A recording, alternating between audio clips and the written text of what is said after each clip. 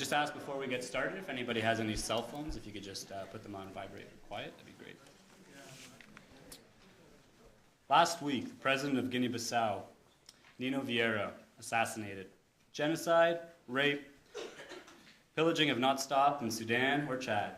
Zimbabwe's inflation continues to rise, and cholera is spreading throughout the entire country. Haiti remains the poorest country in all the Americas. It is amazing how in Brazil, India, Mexico, and China, as much as those countries move forward, the wealth gap continues to rise and rise, even in recessionary times. And see, with all these horrid realities that still exist, there's still one amazing truth that still lies beneath the soil, or even above the soil. And that's the one thing that I love the most, is that business has always and still will do amazing things. That's what Michael and I believed when we launched MBAs Without Borders in 2004. We believe business can and must play a very important role in helping to bring economic equality to countries all over the world, to the poorest people, to the richest people. And really it was those MBAs from which you can find anywhere, MBAs right in front of us that are competing today, that can bring that concept into reality. Ladies and gentlemen, Mr. Joe Clark, friends and MBAs, thank you for attending MBAs Without Borders' first ever gala to celebrate 3 amazing teams that have done a fantastic job to show really, there's this challenge of HIV, Millennium Development Goal number 6, and what it is that we can do to make a difference using business to maybe hope that one day that terrible, terrible disease that kills so many people in Africa does not have to be part of our world in the future. I would especially like to thank our sponsors, Barrick Gold, our gold sponsor, Canadian Tire, Aeroplan, American Express, Talisman Energy, Westerkirk Capital, and the Canadian National Development Agency. Thank you very much. The Millennium Development Goals, also known as the MDGs, are a set of 8 goals for those that don't know, set by the United Nations. Every single member of the United Nations that said by 2015, if we're really going to make a dent in poverty and fix HIV and a number of other things, help women and children, then these are 8 things that we can do. And one of them today that we will hear about is HIV. Unfortunately, the forecasts aren't so exciting. The world is saying that while there was this great goal of by 2015 we reach these 8 special goals, we're actually not going to make it. And so really, last fall, that's what I was up to. I had the privilege to spend the better part of 2 months visiting 18 MBA schools, from Halifax all the way to Vancouver, talking with hundreds of MBA students about the role business has in achieving the MDGs. I was amazed at the turnouts and so much more humbled. You see, when we first started MBAs Without Borders in 2004, we were laughed at. MBAs, what are they going to do? Now they're going to exploit developing countries too? And see, we've come a very, very long way. And after seeing firsthand some of the solutions you will soon hear about HIV, it's clear the futures of MBAs is positive, filled with passion, devotion, being responsible, and working to do something really, really, really good. Our first year, nearly 5 years ago, we sent 1 MBA to Tanzania. In 2009, we will send our 100th MBA in over 25 countries. Truly amazing that we have been able to do this in such a short amount of time, supporting local entrepreneurs, creating new jobs, new income, and new business skills for many. So why do we focus on small business? There's so many things, so many great causes. It was while doing my MBA that I was fortunate to see my parents, as small business owners, put food on our table, build a business. And as a result, when I had the fortunate travel of pretty much doing what I've done most of my life, traveling in developing countries, I was frustrated, and I saw firsthand.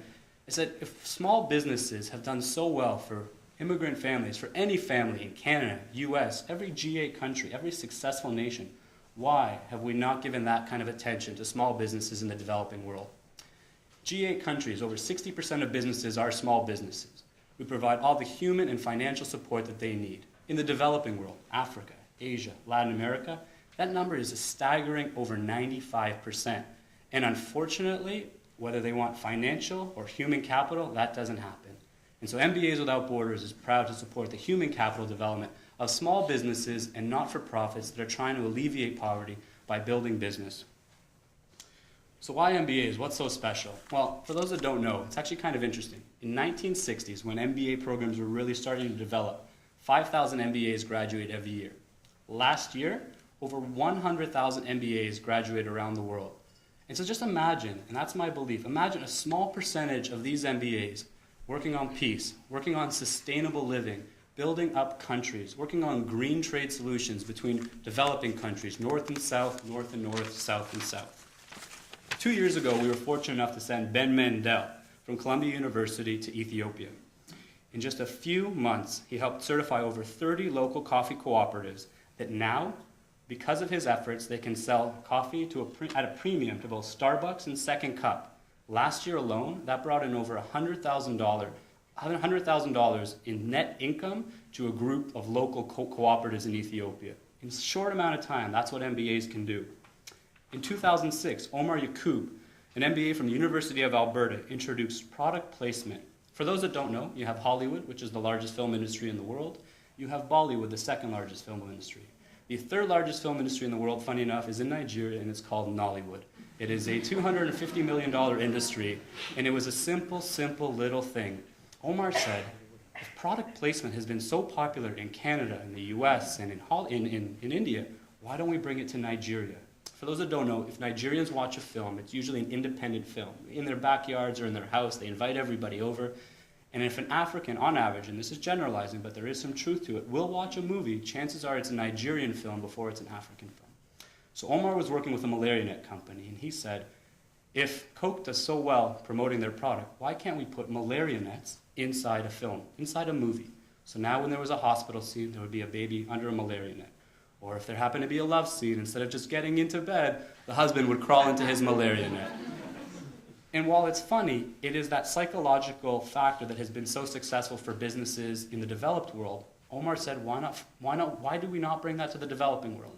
And so as a result, Nigeria now, in a lot of films, you will see product placements of malaria nets, water filtration straws. This is one MBA from some city up in northern Canada. I mean, it's pretty amazing. This is a corporate collaboration that we have. We work with Deloitte in the US, and we're really proud of this. As soon as they hire a select few of their MBAs, in addition, if you will, to their signing bonus, before they come and work for Deloitte, they come and work with us in the field. Last year, we sent Ling Ling, Dana, and Lara, who worked with us in Swaziland, working with 700 HIV-positive women to help them with their handicrafts. And because of their support in helping to develop some of their cash issues, these women now can actually, which they couldn't before, afford to pay for all their HIV medications and some more. It truly is amazing. There's one story of our MBAs that's unique, because to be an MBA without border, you have to have a different skin to you. You have to have a different mentality. And I'll tell you about one. You work for us in Sierra Leone, and I get a call saying, I've been to the doctors a few times, something's wrong, I'm not sure what it is. And after enough visits, we said enough's enough. We got the emergency flight. We flew him to Toronto. He got seen by a phenomenal tropical disease specialist. And I was worried, but he said, when can I go back? As soon as we found out he was okay. He was actually very fine. He ends up going down to, back to Sierra Leone in Freetown. And I kid you not, within 2 weeks, he gives me another call. He says, Tal, I have malaria.